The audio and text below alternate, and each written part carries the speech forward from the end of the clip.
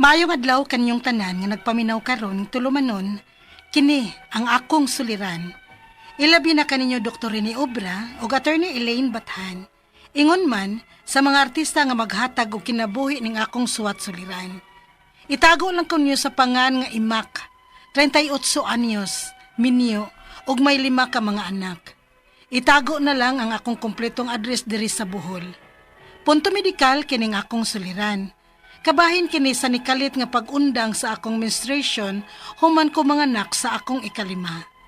Aron iyo hisabtan, sugdon ko diya nag-OFW pa ko. Nga nakadawat ko og daotang balita gikan sa amo. Ingon ini ang mga panghitabo.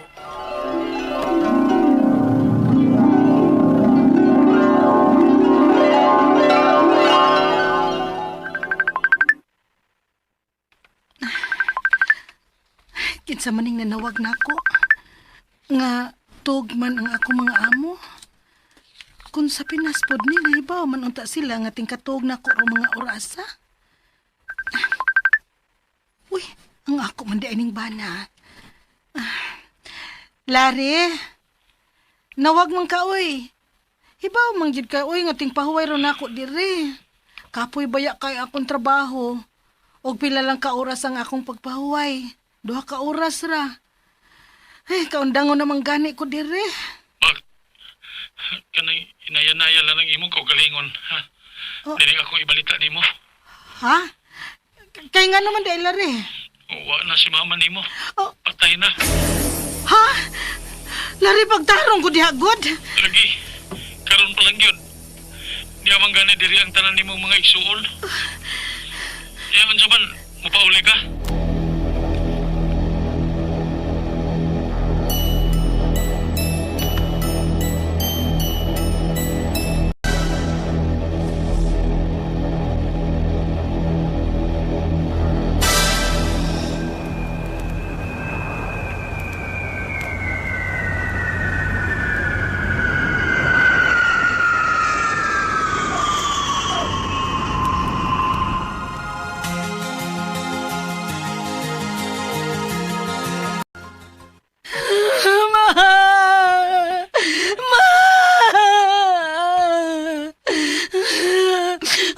Ko ni mo pabuta nga mauli ko, ma. Di ba nagsabot nga mo pauli pa ko kay manuroy pa unta ta. Isuroy pa unta na tamo si Papa. Anya unsaon naman yang ninma ngayon mo naman ming gibiyaan. Dali na hinoon. Paagtuon ka kuno sa uban mo mga igsuon kay sabutan ako nun ninyo kano sa ilubong si mama ninyo.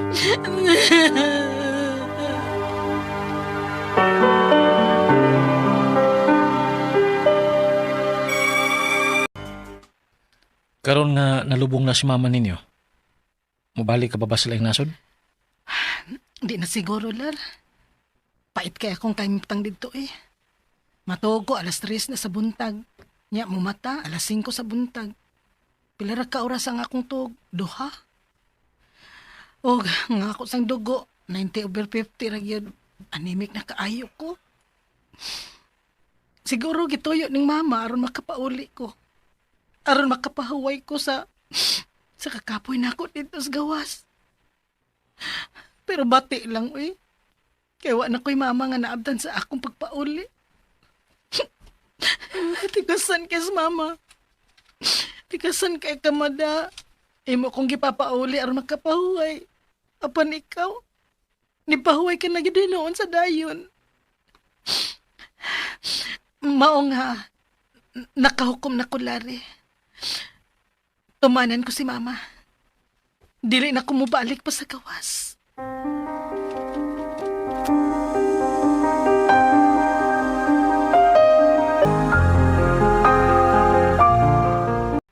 Lara, wa naman ko duga. Ha? Mablos ka? Oh, tingali. Kaya wa naman ko rigla, ha? Wala. Mayo hinoon. Kung mao na, may anak na sabta, ikalima. Pero ang akong health condition ba? Makakaya ra ka ko nga pertimang ubusa sa akong BP? O may edad na sad baya ko? Ha? Recorded by X Thunder Gaming.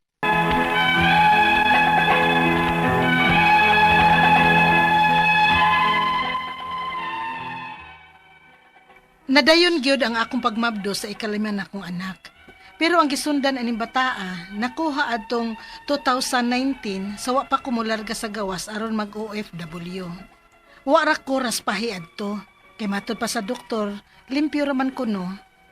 Og 1 month human ko makuha nilarga dayon ko sa gawas sa nasod aron mag-DH. Kasurindiron gid ko sa akong trabaho didto, kay grabe gid kaayo kakapoy og kuwang sa pahuway. Pero niabot baya gid ko og 2 years didto. Hangtod nga namatay si mama og nakapauli ko og nimabdos ko. Unya, nakaanak ra gyud ko lari. Oh, nganong hilak pang ka? Ang milagro na kaining gihatag sa Ginoo nato. Nga nakaanak kong normal, bisan pa og sobra kaubos ang akong pipi. Basta isalig lang nato sa Ginoo ang tanan. Iyara kitang tabangan.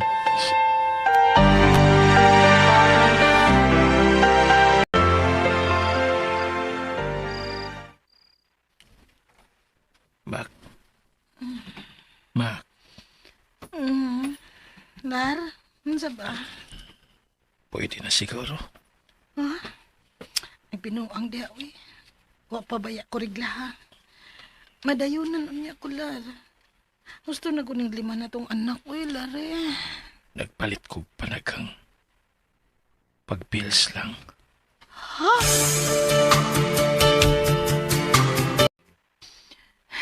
Bati man ang pills nga imong gipainom na ko lari oy. Wa man gid ko rigla ha. Ha? Basin madaot ko anong pills ha. O basin man masipya ta ana ba. Labi na kun malimot kog tumar. Gusto na tong natumar na ako nga tulo ka pak. Musuway lang ka kog depo. Unsa? Oh, ikaw? Lar, murag dili naman ni maayo. Kaduhan ako katuruki og depo. Apan walang gyapon ko rigla og balik sukad sa akong pagpanganak. 1 year and 7 months na ang atong anak. Dakoy karon na gid ko kasuway ani oy nga wa na duga human mga anak. Uy, hala. Wa ka magminopause na? Ha? O na. Uy, baya no? Sayuha ko nimo nagminopause kung maohon.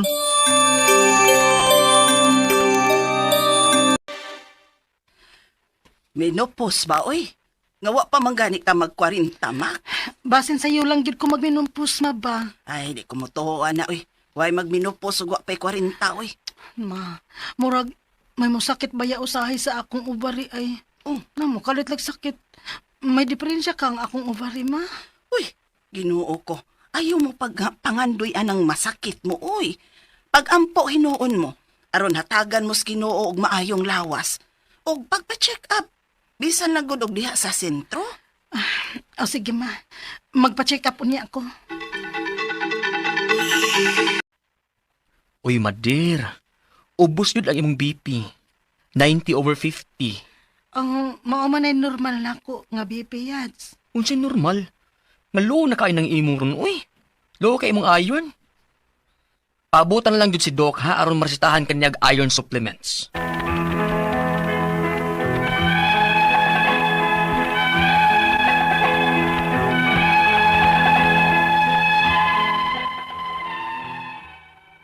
(90/50) ra gyud ang normal na kong BP. Nga matod pa sa nag-BP nako sa among sentro, low na kuno kaayo ang akong iron. Apan, daghan na kaayo kong gihunahon ng dautan sa sitwasyon sa akong lawas. Ang akong mga pangutana, mao kining mosunod, unang pangutana. 1 year and 7 months na ang akong ikalimang baby. Apan, wa pa man gid ko rigla sukad ko ng anak niya. 38 anyos pa lang ko. Posible ba nga sayo ko nga nagmenopause? Ikaduhang pangutana. Human ko mga anak, may gamit ko og pills, pero kadiyot ra to. Tulo ra ka pak. Og nagdepo sad ko. Kaduha ra sab ko naturukan, kay nahadlok ko nga wa gyud bisag spotting na lang. Mao ka to ang hinungdan nga wa na mo balik ang akong rigla? Ikatulong pangutana. Nakuhaan ra ba ko adtong 2019? O wa ko maraspahe, kaingon ang doktor nga limpyo ra. Delikado ba nga magkatumor ko sa matres, kay wa man ko kaparaspa? Or naaka ko'y something o tumor sa akong ovary, kay usahay ra ba, may kalit lang nga mo sakit. Ikaw pa to katapos ang pangutana. Ubusad kaayo ko og BP, 90/50 permi. Ingon to nag-check up na ko, pag COVID time nga loko og iron. Tungod ka ni sa sobrang kakapoy sa akong trabaho, dahil nagtrabaho ko sa abroad, diin tagduhar ko ka oras ang akong katug. Mausad ka ni ang nakaingon nga wa na ko rigla ha? Kinahanglan ba kong muduol o gubigay ni? Pila man sad ang magasto. Palihog, tabangi og tambagi ko. Kini ang akong suliran, Imak. Mayong adlaw mga suking tig paminaw din sa tong programa, kini ang akong suliran. Ani na sa bako, si Dr. Rene Obra makiguban kaninyo karong adlaw.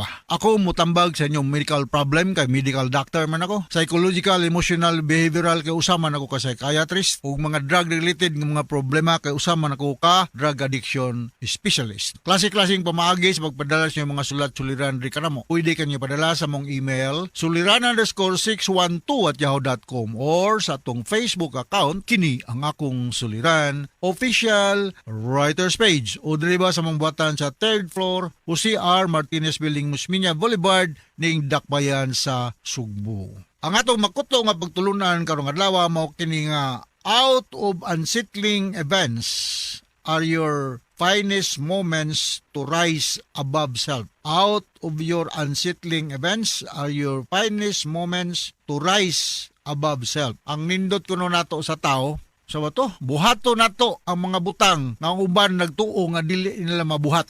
Rewarding kayo kung mabuhat gyud nimo. Try and try lang gyud, no? Naay posibilidad nga ma-realize na to atong gustong mahitabo sa atong kinabuhi. So ang atong magtatampo karong adlaw si Imak, 38 years old, taga Bohol. Minyo ni siya og nay 5 ka mga anak.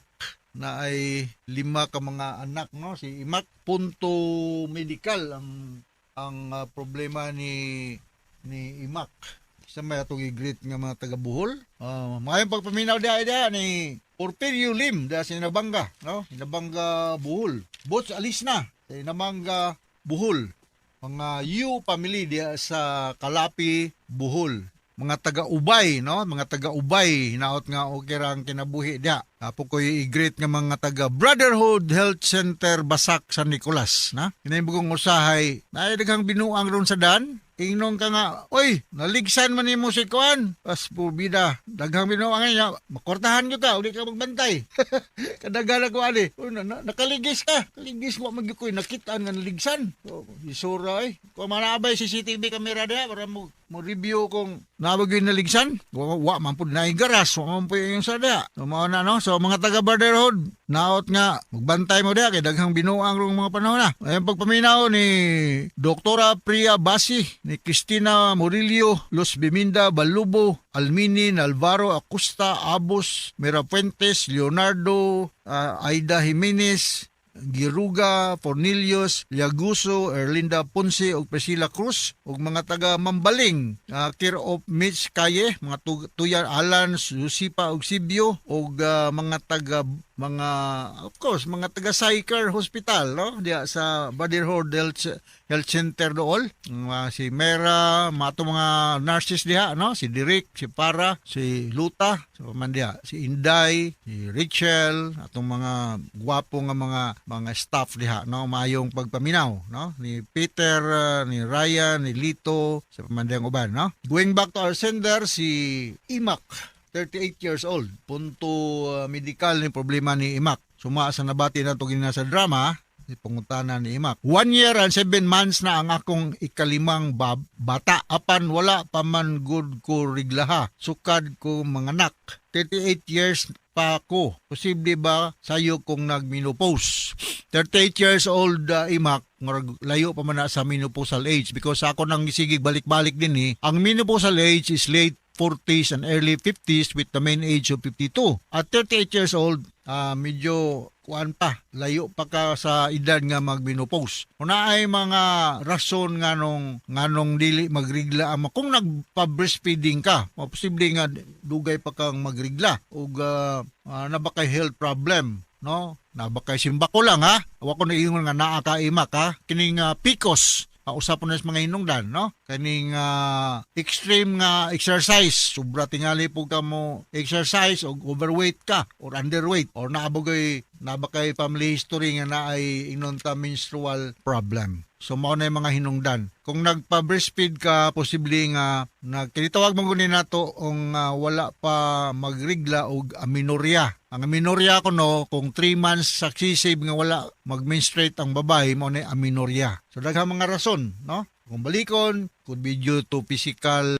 health, either overweight ka or underweight. Could be due to nagpa-breastfeed ka, nag-breastfeed man ka, or nakay family history nga ingon ani, or naaba kay simbakulang polycystic ovarian syndrome, no? So wala ko mag-ingon again nga naa ka, kung naarmang ka diri sa asa ratong inyo sa Bohol, no? Diya sa Tagbilaran, duol kag usa ka obigay ni. Para just to rule out possibility, no? Kuha naman ka, multipara naman ka, no? 5 naman imong mga anak. Expected na ang repeat nga ang mga babae after giving birth, mga amenorrhea, due to hormonal reason, ug labi na kung magpa-breastfeeding. Ikaduhang pangutana, human ko mga anak, nigamit ko og pills, pero kadyot ra, tulura ka pak, nagdipo sab ko. Kaduha ra sab ko naturukan, kay nahadlo ko nga wala gyud bisang spotting na lang. Mao kaha tong hinungdan nga wala na ubalik og rigla. So, usa na sa mga side effects sa mag-take og pills, irregular menstruation. Ang Dipo Provera is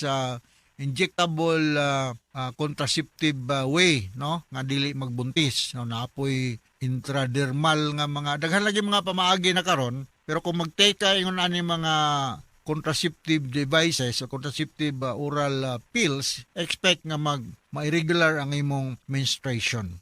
Expected na siya, ha? Okay? Kaya ang pills magod, mo alter ni siya sa level sa imong progesterone or estrogen, which is necessary nga para nga makay regular monthly menstruation. Katulong pangutana, makuhaan ra ba ko adtong 2019, wala ko kaparas pa.